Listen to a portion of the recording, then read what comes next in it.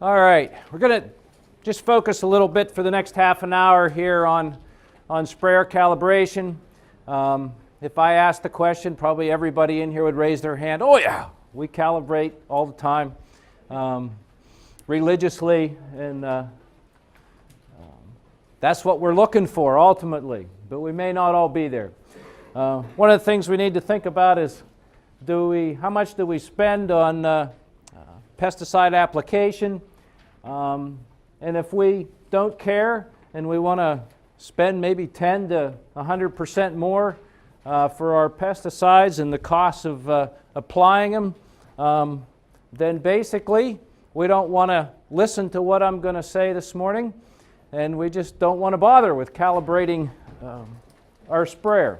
But hopefully that's not the case, because if we don't pay attention to it and say we spray lower than the application rate, or we don't realize we're spraying lower than the labeled rate for the product that we're trying to spray, what's going to happen? Well, we might not get adequate control, and that might be of an insect, that might be of a disease, that might be of a weed.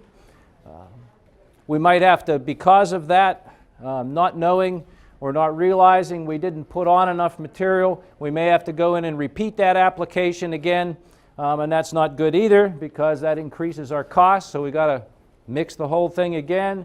We've got to have the expense and the labor to do it. Maybe we are putting on too much. Okay, we're delivering too much.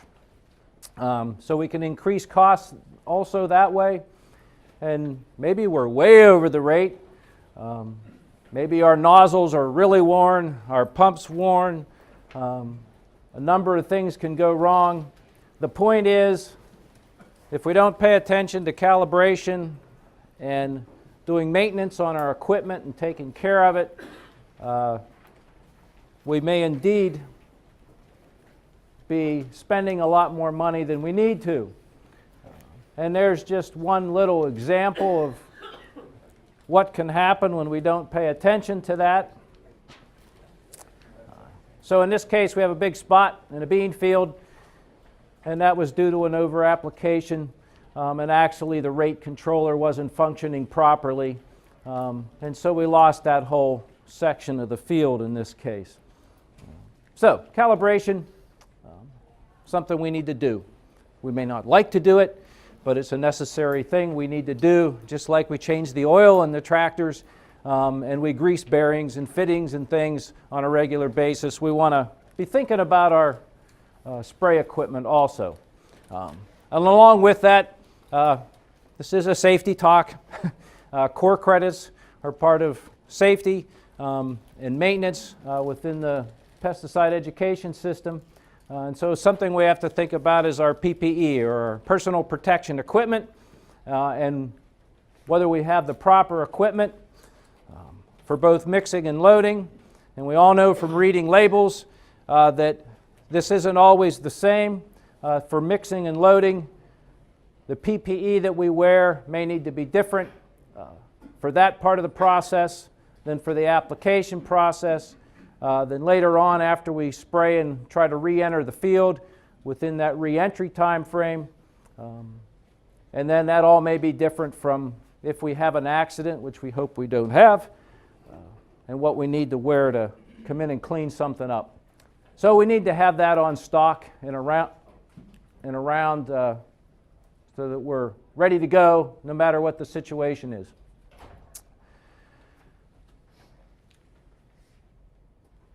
If you think about how many times you do sprayer applications in a growing season, it's going to be different for everybody, depending on the number of crops you have, the weather conditions we have for the growing season and all that, but it can add up in a hurry. So sometimes taking the time to calibrate our sprayer before we go to the field can seem like an unnecessary thing to do. And we don't need to necessarily calibrate it every time. That's not practical. Most people don't have the time to do that every time before you take the sprayer out. But we just need to be thinking about that and thinking about some of the things that go along with that that might trigger the need to go back in and calibrate periodically. It can be relatively quick, and I think if you think about it and you keep things maintained and take care of things, calibration can be more simple, and you can build it into your routine, and so it becomes easier and quicker to do because you have everything set up and you're ready to roll. This just kind of gets at picking a power unit which translates into a tractor. It's good to match up equipment. Usually we have certain equipment that we might use with a planter or we use with the tillage equipment. We can also try to do that with what tractor we pick to go along with our sprayer. Unless we have a big self-propelled sprayer, then we're ready to roll. But that way, when you calibrate, everything's calibrated with that machine, with that sprayer. When we start switching things out, you can do that. You may have to do that, but then you need to have that calibrated for every one of those tractors you're going to use with that sprayer. You really need to go through that whole process because they're all different, aren't they? You may have all one color, but you probably have different models, different ages. They've been through different hours of usage, so you can have more wear. The tractor tire size, how much wears on those tires over time can vary, and it does from tractor to tractor. So just swapping those out, you may end up with different effects than you wanted to have when you do your application. So just kind of thinking about that ahead of time, matching those things up, and trying to stick with it. If you don't, or you can't, or you have a breakdown and you need to switch to a different tractor, well then you really, before you run that, you ought to calibrate that tractor to that sprayer to make sure that you need to be in the same gear and that you're going to travel the same speed when you switch. And then we also need to think about a reasonable speed to go in, and you know that. Everybody's terrain is different, and so you got to match that up. You got to try it. That went too ahead. No, it didn't. Try it out, make sure it's reasonable for the situation you're in. Some of us have more flat land that we farm, which makes it a little easier. If you're on the hills and the side of hills, if you're in an orchard versus row crops, all that makes a difference with the speed that you can go. Dry conditions versus wet conditions, it all varies. And so we need to be able to maybe have a couple different speeds that we've calibrated for so that under those conditions, when they do appear, we're ready to roll and we don't have to make a bunch of adjustments. It's also good to document that kind of stuff too, ahead of time. For the what if you're the main sprayer operator, what if you get sick? What if you have to go to a doctor's appointment? What if something happens to you and in order to protect the crop, somebody else has to step in and spray?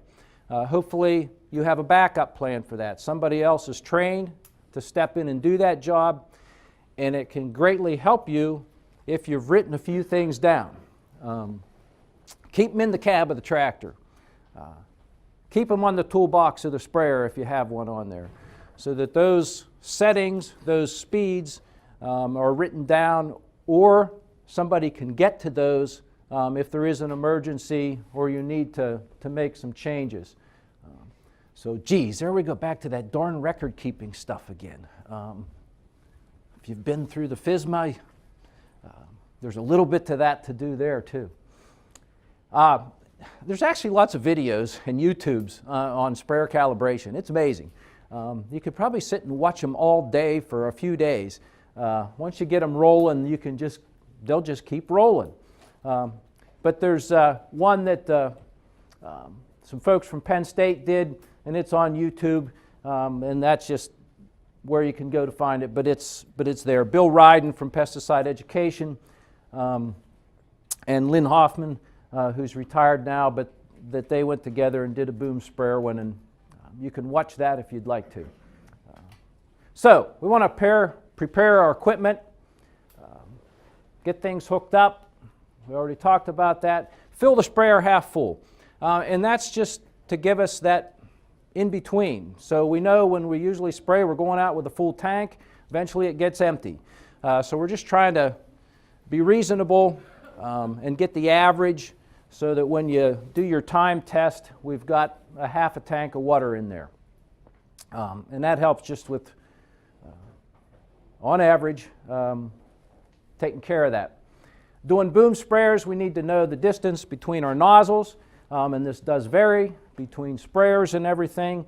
20 inches is pretty common, and there are charts set up just like this. So depending on the nozzle spacing or the bandwidth that you're trying to cover, if you're doing in between raised beds and trying to do between the row middles, the bandwidth, this applies to that as well.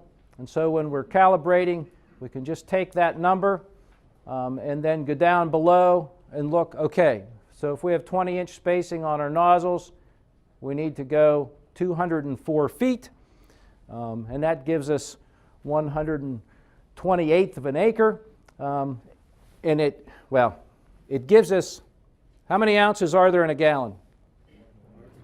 Yeah, see, that's good. 1 gallon, 128 ounces.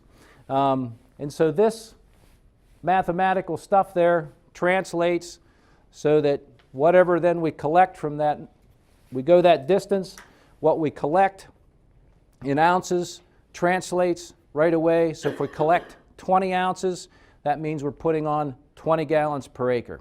So it's a nice, simple, easy formula to use, so we don't have to do a bunch of extra calculations down the road.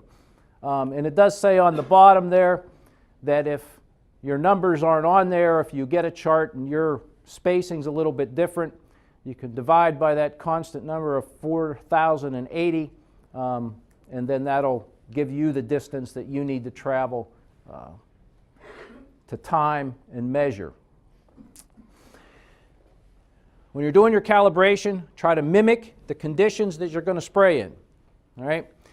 I know it's easy to get down the lane or go down the pavement or go down the road, but that's usually not where you're spraying. You're in a field. And so that impervious surface, you're going to probably go faster, and it's not going to be the same as going and running on soil, going down the rows or the strips between plantings or down through the field. So try to get in, measure that off, go that distance in the terrain that you're going to be covering when you spray. Mark off that distance, and we come in and do it with flags because we measure that off, and then we're going to take the flags and leave when we leave from doing a calibration. But you want to set up a place where you can just go or send somebody to go to time it. So periodically, say you wear out a pair of tires and you put a new pair of tires on a tractor. You should be taking the sprayer and running that distance and timing yourself to see how much it changes. Because it'll change between having new treads versus worn down treads. So set up a place that you can run, that you don't have to think about it, you don't have to measure it out every time. You measure it once, then you can use it for years. Unless you pull the fence posts or pull the trees out, and then you have to change it. Again, find that comfortable speed of operation. Of course, in a field like this, you're going to be able to go pretty decently. One of the things that happens on a vegetable farm when we're planting in strips and we have multiple plantings and we have drive rows, and then we get rain, and then we get mud, and then we get ruts, that's going to affect how fast you and your sprayer are going to run at different times during the season.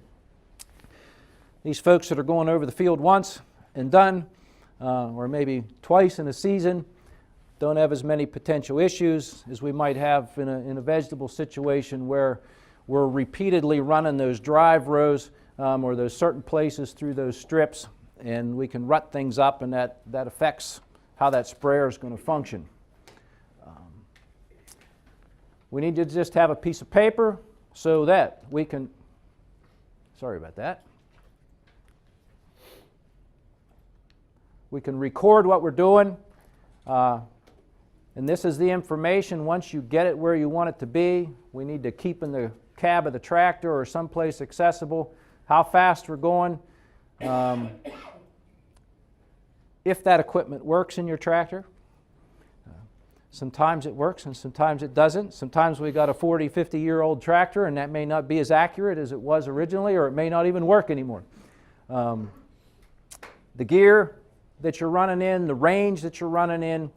When we're doing, when we set up the course, we'll have the operator get everything up, running to speed, run the course, we time it, and then we have them come back. Take the average of those 2 times.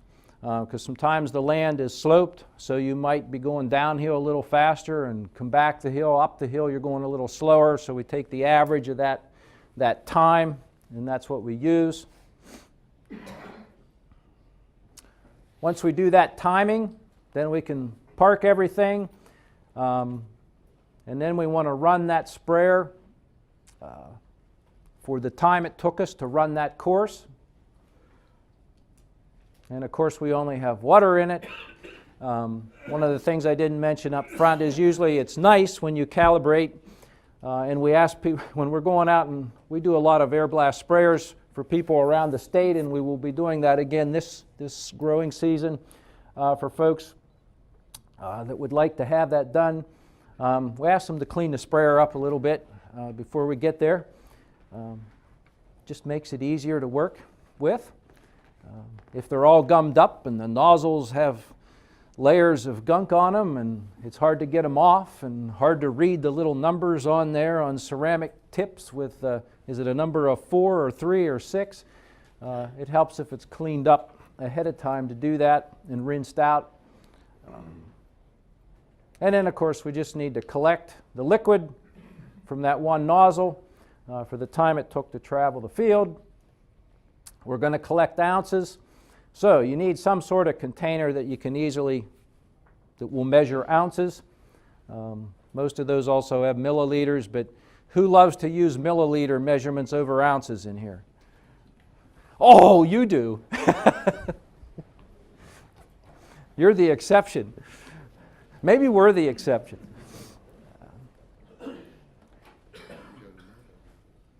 Speed of travel. And again, I should have just said ounces collected equals those gallons per acre, and you're done, all right? And does that then match up with what you're trying to achieve? Whether you're doing weed control, insecticide control, fungicide control, that gallonage per acre is going to vary, so we just need to match that up.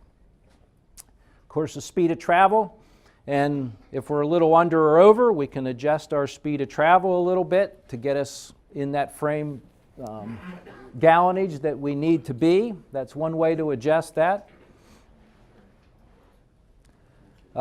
We may need, if we're not on, we may need to think about what nozzles we have in there. All those nozzles are rated. So if you get a TJet catalog, for example, or wherever you get your nozzles from, every one of those nozzles is rated at a certain gallons per minute. So you can play around with that, and that might be a way that you adjust the amount gallonage that you're putting on, and then also the operating pressure will affect the output of those nozzles. So those are usually the 3 things we play around a little bit if we're trying to fine-tune things. And based on doing that calibration, you can make your adjustments and then go from there. And then it's always good to repeat that and double check yourself, make sure that things are on target, that everything was set right and it was the way you wanted it to be. And then of course we just talked about doing one nozzle, but of course you're going to go down and do all the nozzles on that particular boom. And once you've determined that rate and you're checking all those nozzles, we want to see how much variation there is between the nozzles, and anything that's worn. Nobody ever gets clogs, do they? I don't know. Every time I spray, I got to clean out something and check strainers and all that stuff. So it's good to check that out. Another thing you can do is to take a new nozzle and put that on. Take one off, it's on there. Put a new one on and run it and check that. And then just as a kind of double check to see where you are, whether the initial one you checked is on or off. And you can always go back to that manual too. And for example, in the T-Jet manual, just look up your nozzle. What is that output supposed to be? And then compare that to how your nozzles are doing. And as much as possible, we're trying to be within 5%. 5 to 10% is really good. Getting closer to that 5% is even better. One of the things we've found in doing a lot of air blast sprayers is that you can have brand new ceramic nozzles that don't deliver what they're supposed to. So just a little bit being off somehow in that manufacturing process. They've got percentage errors in there too, I'm sure, in the manufacturing process. So you do not assume that because it's new, it's better or it works just the way it's supposed to. Occasionally we'll have nozzles that'll work that won't be working fine. You can take them all off, you can swap them with another one, put them back on, and they magically work somehow and deliver the right amount. Occasionally you just throw your hands up and don't know why it didn't work in the one and does in the other, but it happens. So just try to keep within that 5% range. Cleaning, if you have a brush, a toothbrush, that works wonderful. Depending on the type of tips you have and how tough and good they are, it's better not to use metal on these things. So if you can get a soft bristled brush, I don't like this advancer. Just to be able to clean your screens, have that in your sprayer toolkit.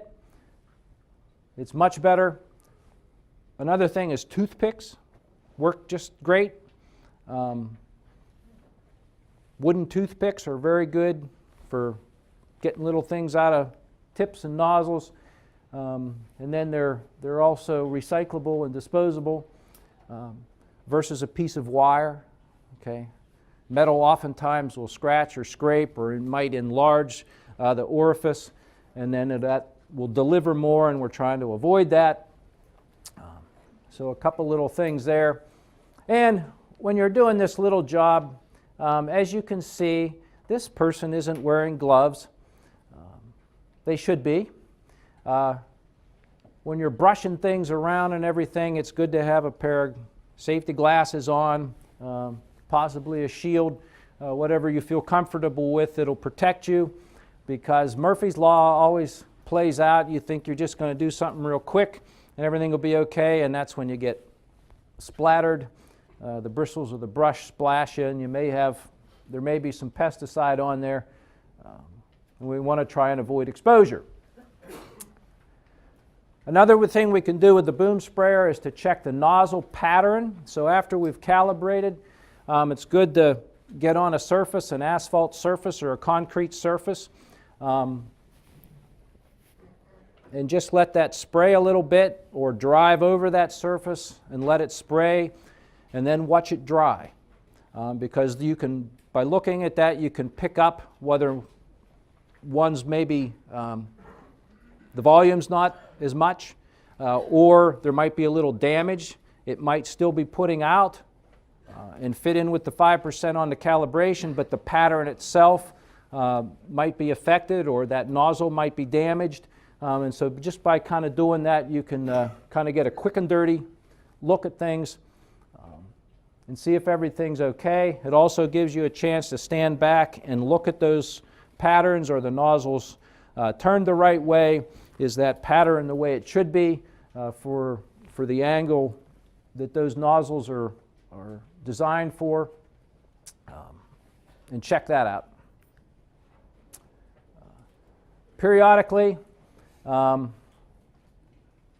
If you're using it all the time, it's hard to do that every day. If you don't use it as often, this might be more important to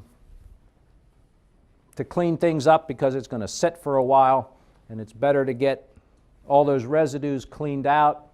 But to prevent buildup of residues on the outside and on the outside of the nozzles, the tips, all those working parts, occasionally it's good to clean things up. Keep them in working order. It also will reduce your exposure. So when you have to switch nozzles, tips, make changes, do maintenance, you're not continually exposing yourself to pesticide residues.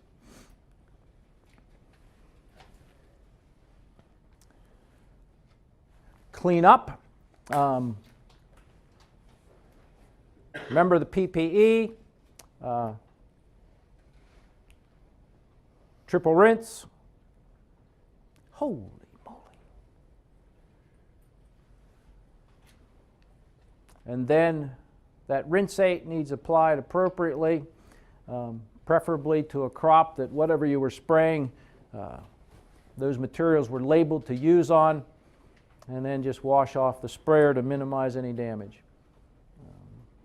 So we need to do that occasionally. Just quickly, if you use backpack sprayers, a quick way to do that is to just set up a plot that's 18.5 feet by 18.5 feet wide. Take your backpack sprayer and just uniformly cover that 18.5 feet square area, and time yourself while doing that, okay? And then we do the same thing. We spray that into a cup for the same amount of time it took us to uniformly cover that 18.5 foot area. Again, we measure the number of ounces that it took to do that, and then the number of ounces collected equal the gallons per acre that you'd be applying with that backpack sprayer. Backpack sprayers need calibrated too. They have nozzles. Those nozzles wear over time depending on what products you're using in there. Of course, more abrasive products are going to wear nozzles faster than less abrasive ones, and so we need to check those out periodically as well. Make sure we're doing what we're supposed to be doing. Now, what that doesn't tell us is that early in the morning, when somebody's, if they're a morning person and they're fresh, their walking speed may be a little faster than it is at the end of the day after they've been out in the hot sun walking with that backpack sprayer all day. So we may be not calibrated by the end of the day. But if we know that, we can make adjustments along the way. But at least we want to know what that sprayer is doing at that given point in time. Okay.